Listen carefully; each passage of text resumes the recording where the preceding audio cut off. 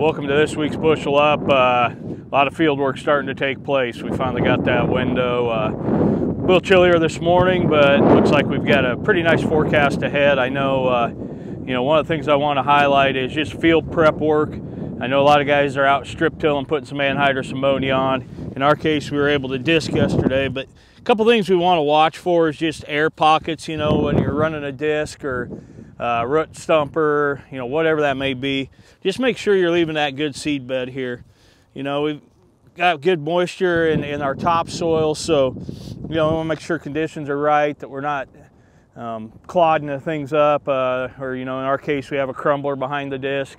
Kind of let this field settle. Hopefully we get a little moisture, but if we don't, it's something we could plant in tomorrow. So that's probably the number one thing I see guys make a mistake, is we get in a hurry doing some of that prep work. Last year we ran into the issues where we were really dry. Strip till didn't work out as well without that moisture coming in to settle those strips. So, it's a case where you may consider running a pivot if we were in that scenario. Hopefully we've got good enough moisture. We are catching some moisture events. So, but we want to make sure, you're not leaving those air pockets. Even with all the Delta Force, all the tools and tricks on the planters that we can have to do a good job, we still need that good seed bed prep. Residue management's also an issue. If we can clear trash off the row, if we're ridge planting, maybe going over the old row, that's always helpful.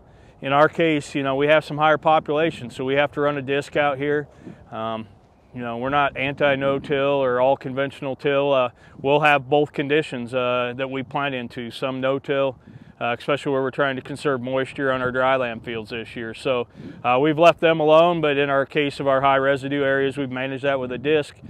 You can manage that with strip till. You can manage that with your aggressive trash whippers on your planter. But just make sure if you are out there doing field work now, that you're not causing more harm than good, or leaving yourself a situation that can cause problems when we roll these planters in a week, 10 days maybe. We'll see some of those going.